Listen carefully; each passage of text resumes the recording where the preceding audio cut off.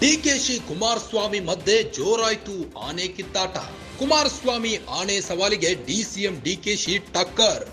ನನ್ನ ಅಜ್ಜಯ್ಯನ ಸುದ್ದಿಗೆ ಬರಬೇಡಿ, ಡಿಕೆಶಿ ವಾರ್ನಿಂಗ್. ಕೇಂದ್ರ ಸಚಿವ ಎಚ್ಡಿಕೆ ವಿರುದ್ಧ ಡಿಸಿಎಂ ಡಿಕೆಶಿ ವಾಗ್ದಾಳಿ. ನಿಮ್ಮ ಪಾದಯಾತ್ರೆಗೆ ನಾನು ಹೆದರುವುದಿಲ್ಲ.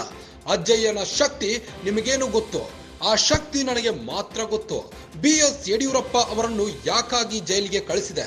ನೀವು ಧರ್ಮಸ್ಥಳಕ್ಕೆ ಹೋಗಿ ಆನೆ ಮಾಡಿದ ಮೇಲೆ ಏನಾಯ್ತು? ಎಚ್ಡಿ ಕುಮಾರಸ್ವಾಮಿಗೆ ಡಿಸಿಎಂ ಡಿಕೆಶಿ ತಿರುಗೇಟು. ಸಿದ್ದರಾಮಯ್ಯ ಅವರನ್ನು ಮುಟ್ಟುವುದು ನಿಮ್ಮ ಹಣೆಯಲ್ಲಿ ಬರೆದಿಲ್ಲ. ಬ್ರಿಟಿಷರಿಂದಲೇ ಕಾಂಗ್ರೆಸ್ ಪಕ್ಷ ಅಲ್ಲಾಡಿಸಲು ಆಗಲಿಲ್ಲ. ಬಿಜೆಪಿ ಜೆಡಿಎಸ್ ನಾಯಕರ ವಿರುದ್ಧ ಗುಡುಗಿದ ಡಿಕೆಶಿ.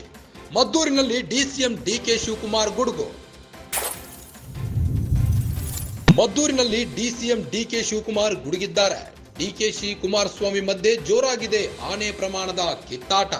ಕುಮಾರಸ್ವಾಮಿ ಆನೆ ಸವಾಲಿಗೆ ಡಿಸಿಎಂ ಡಿಕೆಶಿ ಟಕ್ಕರ್ ನೀಡಿದ್ದಾರೆ. ನನ್ನ ಅಜ್ಜಯ್ಯನ ಸುದ್ದಿಗೆ ಬರಬೇಡಿ, ಡಿಕೆಶಿ ವಾರ್ನಿಂಗ್ ನೀಡಿದ್ದಾರೆ.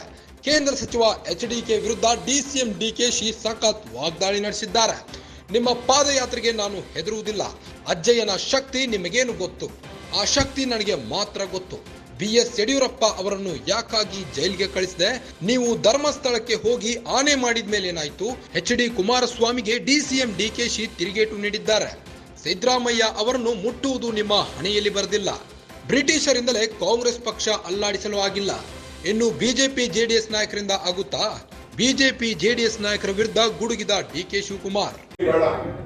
ನೀವಿಬ್ರು ಧರ್ಮಸ್ಥಳಕ್ಕೆ ಹೋಗಿ ಆಣೆ ಪ್ರಮಾಣ ಮಾಡಿದಾಗ ಏನಾಯ್ತು ನಿಮ್ ಇತಿಹಾಸ ಅಂತ ನೀವೇ ತಿಳ್ಕೊಂಡು ಚರ್ಚೆ ಮಾಡ್ಕೊಳ್ಳಿ. ಧರ್ಮಸ್ಥಳದ ಮಂಜುನಾಥ, ಮಾತು ಬಿಡದ ಮಂಜುನಾಥ, ಕಾಸು ಬಿಡದ ತಿಮ್ಮಪ್ಪ. ನೀನು ಅವ್ನ ಸುದ್ದಿಗೆ ಹೋದ್ರೆ ಹೆಚ್ಚು ಕಮ್ಮಿ ಆಯ್ತದೆ. ಹುಷಾರಾಗಿರೋ ಹೋಗ್ಬೇಡ.